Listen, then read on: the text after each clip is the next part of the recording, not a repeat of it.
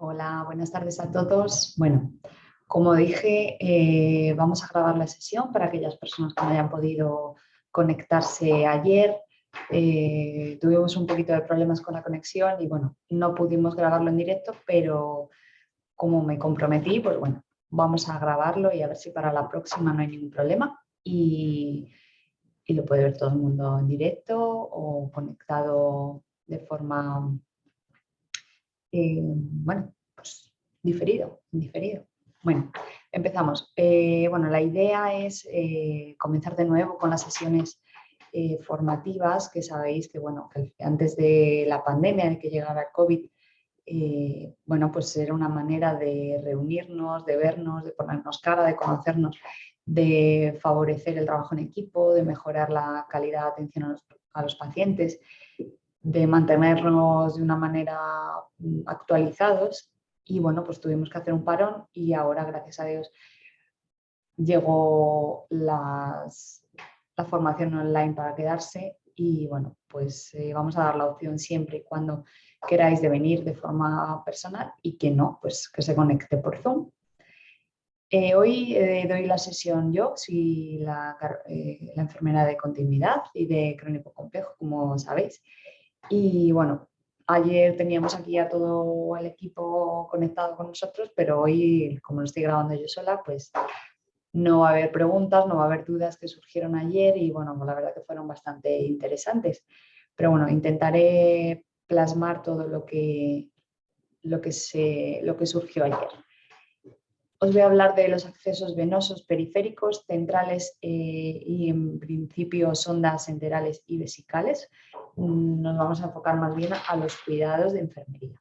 Como sabéis, son sesiones multidisciplinares en las que bueno, cualquier persona puede conectarse, bien médicos, enfermería, auxiliares, fisioterapeutas, terapeutas ocupacionales, bueno, directores de centro, quien quiera. Siempre, cuanto más formación tengamos todos, pues mucho mejor. Vamos a empezar a hablar de la vía periférica. No quiero enrollarme mucho porque, bueno, son cosas que ya sabéis, pero aparte de la vía periférica, que sepáis que hay otro tipo de acceso periférico que es la línea media o medline. Se accede también de forma periférica, lo que es el catéter es más largo, es parecido a los elásticos en los neonatos o en los pediátricos y es como una vía central, pero nunca va a pasar más allá de la zona, no va a llegar a vena cava, se va a quedar siempre a nivel periférico, no en caja torácica. Como sabéis, distintos tamaños de ABOCAT en función de la numeración. A mayor numeración, más pequeño es el ABOCAT. Las recomendaciones de canalización de vía sería preferentemente en miembro superior. Siempre que no haya más remedio se podrá pinchar en los pies, pero siempre que podamos hay menor riesgo de infección. Siempre de distal a proximal. Por si fallamos, sabéis que no nos cargamos la vena y por tanto podemos seguir pinchando en ese miembro. Menor calibre posible del ABOCAT, mucho mejor porque irrita menos la capa íntima de la vena y por tanto menos riesgo de flebitis. Evitar flexuras por el mismo motivo, ¿no? A flebitis mecánica, de moverlo al final se desclava, se hace más grande el punto de inserción, por tanto mayor colonización de virus y bacterias y todo tipo de microorganismos. Y bueno, pues que no es necesario hacer un cambio de vía periférica de forma rutinaria, ya que pueden estar hasta una semana, 10 días puesta la vía, siempre y cuando no observemos signos de flebitis, que ahora más adelante contaré. El apósito, dos tipos de apósito, está el transparente y el de gasa. Apósito preferentemente, ya que podemos observar el punto de punción. No haría falta cambiarlo hasta los 7 días, siempre y cuando esté tenga buen aspecto.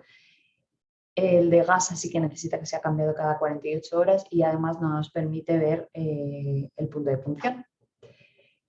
Se recomienda no hacer corbatilla con aquellas tiras que vienen en los apósitos y no vendar en la medida de lo posible la vía. Ayer nos preguntaban, es que en nuestros pacientes geriátricos es cierto que a veces es inevitable tener que vendarles con una venda cohesiva elástica para evitar que se arranque la vía. Entonces, siempre y cuando se observe por turno o estemos pendientes del punto de punción, no hay problema con vendar, ¿vale? Pero eso, no dejarlo vendado y no observarlo en ningún momento. Perdón, que voy a hacer más grande la pantalla que no me he dado cuenta. En cuanto a la utilización de llaves de 3 pasos, preferiblemente con alargadera, ¿vale? Para manipular menos y que se mueva menos la bocat. Y los tapones, siempre que podamos, que sean Luer Lock, ya que no necesitan estar cambiando de tapón en cada manipulación y es mucho más seguro, mucho más higiénico, siempre y cuando se limpie el tapón antes de cada uso. Preparar la zona mediante limpieza de la zona del paciente, nos lavamos las manos con agua y jabón o con solución alcohólica, nos ponemos unos guantes y antiséptico para la piel del paciente de mayor prioridad a menor prioridad. Primero utilizaríamos siempre que tengamos la clorexidina alcohólica al 2%, pues es más efectiva y abarca un mayor número de microorganismos. Evitar palpar de nuevo el punto de punción después de haber limpiado la zona. Si tenemos que volver a tocar, debemos limpiar otra vez la zona. Salinizar la vía por turno o después de cada uso. No hay evidencia de que el uso de heparina mejore la duración ni disminuya el riesgo de que se coagule o haya algún tapón de fibrina en el catéter. Utilizar la presión positiva a la hora de terminar de utilizar la vía, es decir, la presión positiva consiste en, a la vez que estamos introduciendo el suero para lavar la vía, sería este gesto, ¿no? Es como introducir, girar llave. De esta manera no hay un retroceso de la sangre hacia el catéter y por tanto hay menos riesgo de que se coagule ese catéter. Siempre que quitemos una vía, ponemos una gasita con un poquito antiséptico. El cambio de sistemas, de llaves de 3 pasos, todo se debe cambiar máximo a los 7 días, pero no haría falta antes de los 4 días. O sea que entre 4 y 7 días perfectamente puede estar un sistema de alargadera, una llave de 3 pasos. El propofol, todo lo que son perfusiones más lipídicas, al final necesitan un cambio más frecuente. Extravasación y flebitis, en estos casos, en caso de extravasación, nunca debemos quitar la vía de inmediato, sino que intentaremos aspirar todo lo posible de la vía. Elevaremos el miembro y evitar el vendaje compresivo en esa zona por si sigue dematizándose la zona, pues no provocar en el paciente pues una isquemia en la zona distal. Depende del tipo de fármaco extravasado, hay fabricantes que recomiendan aplicar calor y otros que recomiendan aplicar frío, pero bueno, eso ya es un poco más específico. En cuanto a la flebitis, pues es aquella aparición de eritema alrededor de la vía o incluso palpación del cordón venoso inflamado, ¿vale? En ese caso habría que retirar vía, habría que aplicar frío local y elevar el miembro también. Esta es una escala en la que podemos detectar en qué grado de flebitis está y siempre y cuando aparezca eritema con dolor y palpación del cordón venoso, habría que retirar el catéter, ¿vale? Muy importante, no mantener una vía si está enrojecida porque probablemente aumente la infección. Quitaremos toda aquella vía periférica que no utilizamos, eso de tener al paciente con 2 o 3 vías, que sobre todo aquí en el hospital se ve mucho, cada vez la gente ya lo va aprendiendo, ¿no? Vía que no se utiliza, vía que hay que quitar, porque al final es una entrada de microorganismos al organismo y no nos compensa tenerlo. Si se ha cogido en el SUMA, en condiciones no asépticas también habría que retirar la vía y cambiarla. Y como siempre, retirarlo poniendo una gasita con antiséptico.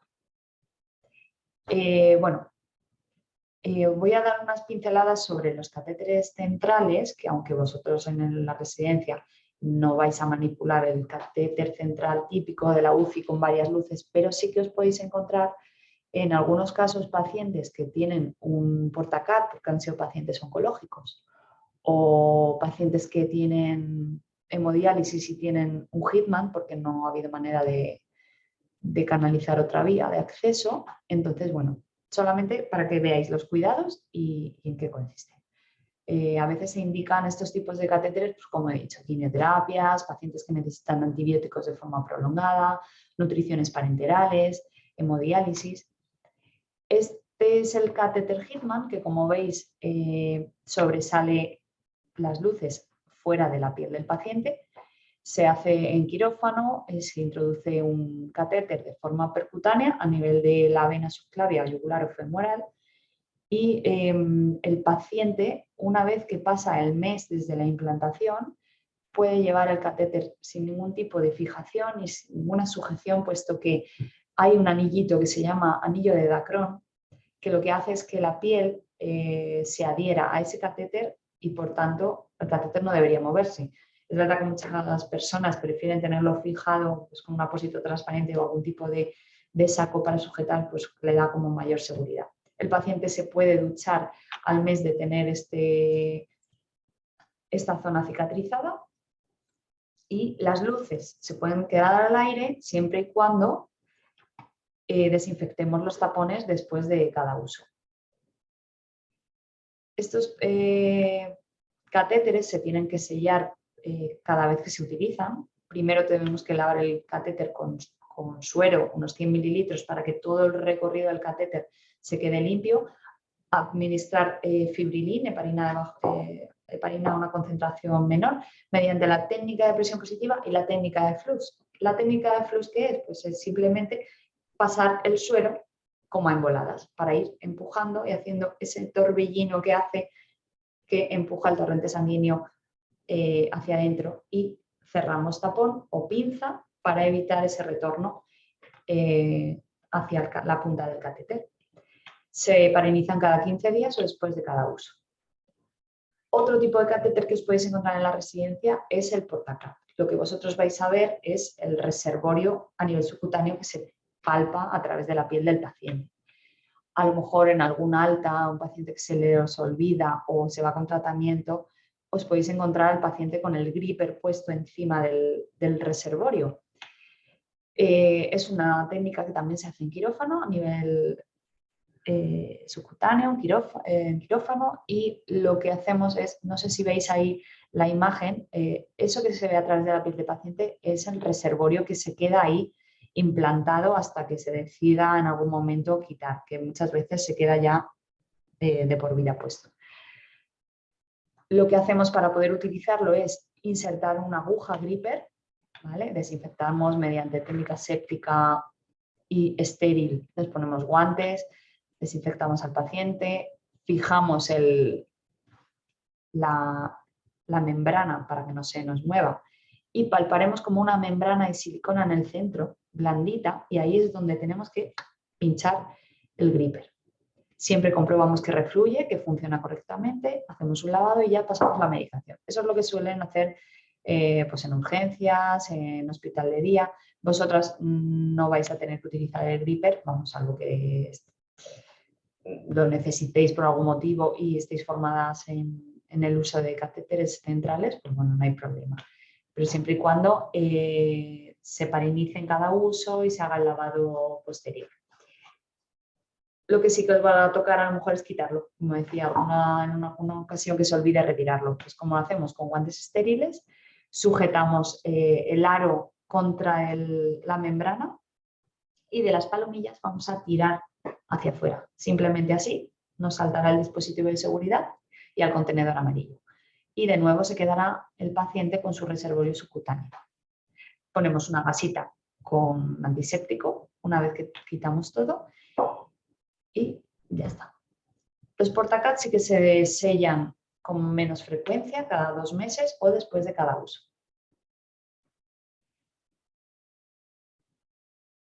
Bueno, cuidados generales, pues lo que decíamos, en los catéteres centrales y en las vías periféricas, minimizar al máximo el número de llaves de 3 pasos, el número de alargaderas, poner las mínimas imprescindibles. Y si es una perfusión continua, incluso el tapón de bioseguridad, el tapón Luer-Lock, lo quitamos y le dejamos simplemente conectado directamente a la llave de 3 pasos. Siempre que vayamos a conectar algo, algún tapón de bioseguridad, tenemos que desinfectarlo con un antiséptico para evitar meter al paciente todos aquellos microorganismos que pueda haber. Utilizar técnica séptica para las desconexiones y en principio, bueno, aparte del sellado, importante en este tipo de catéteres centrales no utilizar jeringas menores de 10 mililitros porque ejercen más presión y se pueden estropear los catéteres. Es decir, en estos catéteres utilizar las de 10. Bueno, han sido unas pinceladas breves, espero que os haya servido por si os toca o os encontráis algún tipo de catéter. En cuanto a la sonda vesical, bueno, voy a, más que hablar del cuidado o prevención de las infecciones de orina, voy a hablar más del cuidado de la sonda y del paciente con sonda, ya que María de Castro creo que dará una sesión de prevención de infección de orina y manejo del paciente con ITU. Por tanto, bueno, como sabéis, la introducción de una sonda en la vejiga es una técnica invasiva, por tanto debe ser lo más séptico posible. Y cuando ponemos una sonda tiene que ser el mínimo tiempo imprescindible que el paciente lo necesita y luego retirarlo. Pues lo mismo para evitar el riesgo de infección. A veces se colocan por fines diagnósticos o a veces por fines terapéuticos. También tiene sus contraindicaciones. No siempre se puede sondar a un paciente, ¿no? Sobre todo pues, un paciente con una prostatitis, un tumor en la próstata.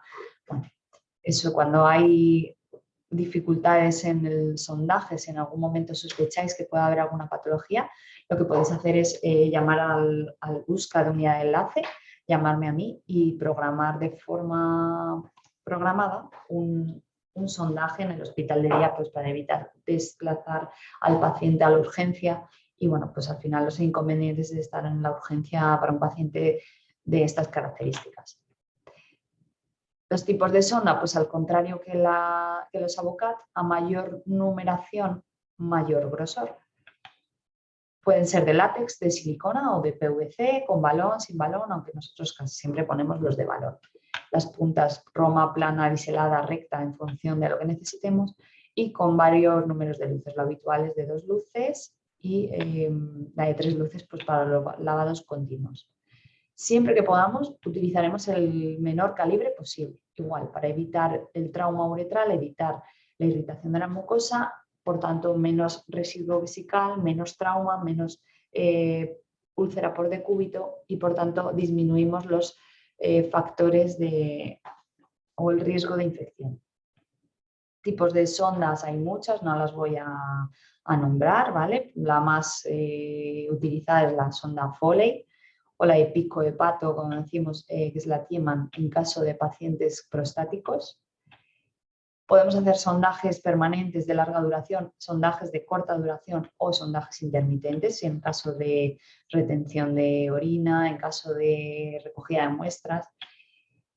La duración del sondaje va a ir en función de las recomendaciones del fabricante más que del tipo de material, ¿vale? Siempre nos tenemos que fijar en el envase y ver cuántos días puede estar esa sonda.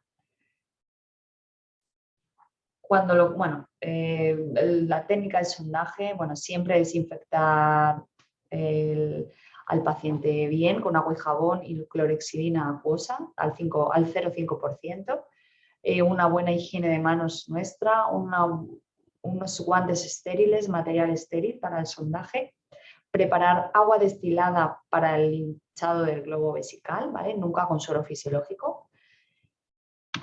Cuando vayamos a sondar y nos tenemos que preparar el campo estéril, una persona que nos asista y nos ayuda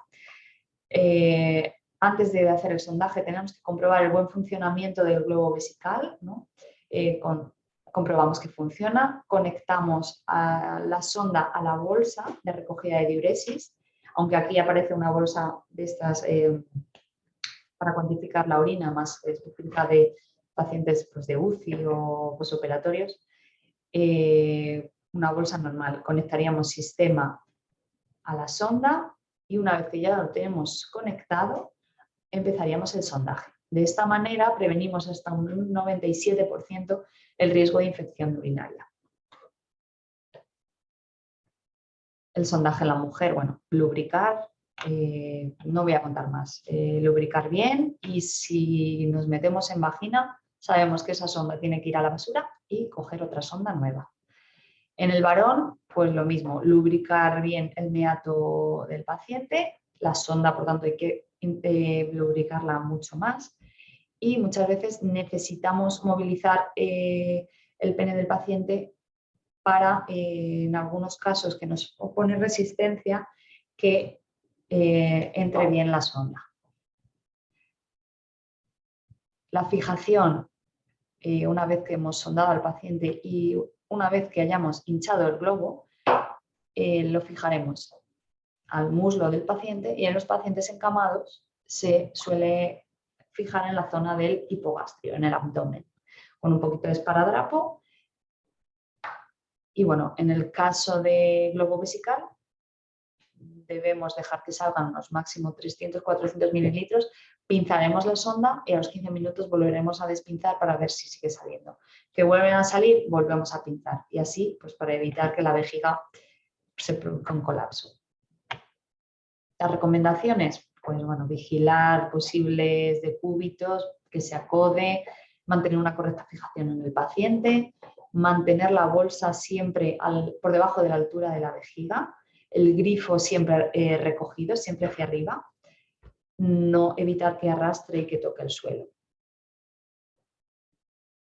En el paciente, salvo contraindicación, debemos favorecer la hidratación hídrica, limpiar diariamente la zona genital del paciente, limpiar diariamente la sonda, el recorrido de la sonda, con agua y jabón o con una gasa con suero salino y vigilar siempre que haya fiebre, escalofríos, sospechar que pueda ser una infección que venga de ahí, el origen pueda ser la sonda vesical.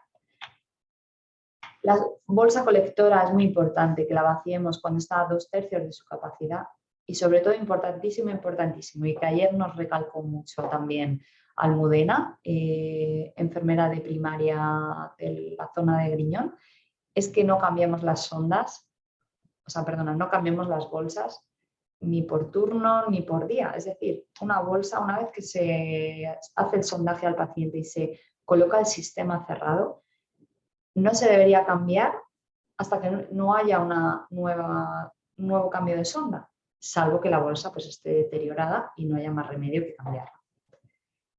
¿Vale? Pero para que sepáis que por rutina no se cambian las bolsas. Cuantas más desconexiones hagamos del paciente, de la bolsa con la sonda, más riesgo de infección. Bueno, lavados vesicales no se suelen hacer, pero si en algún momento tenéis que hacer algún lavado vesical, técnica estéril, material estéril, pinzamos, metemos un poquito de suero y luego conectamos a la bolsa para ver si comienza a salir la orina. En el caso de que no salga la orina y sospechemos que está obstruida, no va a haber más remedio que cambiar la bolsa. Bueno, lavados continuos no se suelen hacer en la residencia, pero bueno, que sepáis, pues, sí que en estos casos habría que poner una sonda especial, que es una sonda de 3 luces. En cuanto a la retirada de la sonda, bueno, pues informar al paciente, lavado de manos, lavar al paciente, retirar el globo, si es de silicona, conectamos la jeringa y la jeringa se va a ir llenando sola y por tanto se va a vaciar el globo solo. Decir al paciente que respire profundamente y extraer la sonda. No haría falta hacer un pinzamiento previo antes de quitar la sonda, porque no se ha visto que realmente haya menos retención o posible globo vesical por no hacerlo. Es decir, que lo mejor sería hacer la retirada de la sonda por la noche, a última hora cuando se van a dormir. Y de esa manera, bueno, pues se produce la orina de forma fisiológica en la uretra durante la noche y por las mañanas parece que el paciente al estar llena tiene más sensación de querer ir a hacer pis y hay menos retención de orina. Bueno, recomendaciones, pues como he dicho, técnica séptica, sistemas cerrados, no cambiar la bolsa cuando no es necesario, personal formado, tanto a la familia y al paciente en el manejo y cuidados de la sonda, ¿vale? Porque a veces dan un paseo y van con la sonda por ahí, con el tapón arrastrando, con el grifo arrastrando. Menor calibre posible, de silicona, porque es verdad que les irrita menos, ya que son menos rígidas, producen menos trauma en la uretra. Que haya una correcta fijación, limitar el tiempo de cateterización a lo imprescindible. La profilaxis antibiótica en pacientes sondados no está demostrada su eficacia. En cuanto a la recogida de muestras, bueno, pues hay que recoger un sistemático neurocultivo, pues técnica estéril, pinzamos la bolsa, limpiamos el tapón con antiséptico, aspiramos el contenido que nos haga falta, primero llenamos el sistemático y luego llenaríamos el urocultivo. Cuando son muestras de gran volumen lo haremos con un contenedor de estos de 24 horas y cuando vaciemos la bolsa en este contenedor lo que intentamos es que el grifo no ande tocando las paredes del bote por dentro, puesto que se contaminaría. Bueno, en cuanto a las ondas vesicales, yo creo que está todo dicho. Y bueno, nociones más que cuidados o alimentación, lo que voy a hablar es un poco el cuidado de la sonda y de la administración de tratamiento en caso de pacientes que tengan sonda nasogástrica o PEG. Como sabéis, la sonda nasogástrica entra por nariz y llega hasta estómago o puede ser nasoyeyunal, ¿vale? Que esas sí que habría que colocarlas en quirófano. Bueno, vosotros si no hace falta control radiológico podéis poner la sonda nasogástrica en la residencia perfectamente, pero ante dudas o que no tengáis personal de enfermería, nos llamáis y lo programamos nosotros en el hospital de día para evitar, como hemos dicho antes, que el paciente vaya a urgencias por este motivo. En caso de una PEG, igual, aunque bueno, cada vez hay menos, pero si en algún momento tenéis que programar un recambio, llamarme con antelación, ¿vale? Para poder darle una cita al paciente en el hospital de día y de esta manera que no tenga que venir al hospital de día, o sea, que no tenga que venir a urgencias. Porque además si el paciente lleva ya con la sonda en mal estado unos días y justamente se le estropea, se colapsa, se le sale durante el fin de semana, los fines de semana no hay digestivo, salvo que le toque una guardia. Por lo tanto, el paciente se va a quedar hasta el lunes que venga un digestivo en la urgencia solamente para que le cambien una PEG, o sea que es una pena. Por tanto, siempre que podamos, lo programamos. Las PEG suelen durar en torno a 8 meses, más o menos. Incluso si están en buen estado y las veis perfectamente, pueden aguantar hasta el año. A la hora de administrar una nutrición enteral por sonda, siempre nos lavaremos las manos con agua y jabón, comprobaremos la fecha de caducidad del alimento. Siempre vamos a administrar la temperatura ambiente para que haya mejor tolerancia del paciente, agitar el bote antes de usarlo. Y una vez que hemos terminado, la alimentación que no hayamos utilizado la guardaremos en la nevera. Que a las 24 horas no la hemos utilizado, la tiramos. Por eso es muy importante poner la fecha de apertura en el envase. Al paciente le debemos sentar, incorporarle a la hora de alimentarle incluso hasta 2 horas después para evitar que haya regurgitación o vómitos en el paciente y provocar, por tanto, una broncoaspiración. Y bueno, comprobar antes de introducir la alimentación que la sonda está colocada en su sitio, que está a la altura de la marca que se le hizo en su momento y si no, pues lo repasamos con un EDIN. Debemos, no sé si me lo he saltado, pero la fijación de la sonda nasogástrica se debe cambiar a diario, puesto que, como sabéis, la grasilla y todo hace que se despegue el apósito y muchas veces pierden la sonda por ese motivo. Entonces, cambio de apósito a diario. Bueno, abrimos el tapón de la sonda y administramos la alimentación, o bien por gravedad o bien por bomba. Si lo hacemos con jeringa, a una velocidad no superior a 20 mililitros hora. Una vez que acabamos de administrar la alimentación, siempre debemos hacer un lavado de la sonda con unos 50 a 100 mililitros de agua y cerrar el tapón. Bueno, pues eso es lo que decía. La fijación se debe hacer con un esparadrapo hipoalergénico, limpiando cuando quitamos el apósito, limpiar alrededor de la nariz, limpiar los orificios del paciente, limpiar también la boca. La boca es muy importante, que aunque el paciente no esté comiendo por boca, es muy importante que haya una buena higiene. Puede ser factor de neumonía, de neumonías por broncoaspiración del paciente, de todo aquello que se acumula en la boca. El paciente está incómodo, el paciente le sabe la comida peor. Bueno, pues muy importante. Cuando hacemos la higiene del paciente o le vamos a introducir la alimentación, hacer un lavado de la nariz y un lavado de la boca.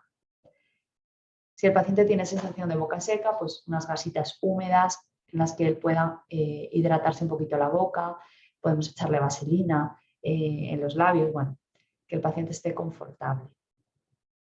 En cuanto a la limpieza del material, al igual que en una sonda vesical lavamos la sonda del paciente en cada higiene del paciente, la sonda nasogástrica también, la sonda PEG también, con agüita y jabón o con suero y una gasita, todos los días hay que limpiar la sonda.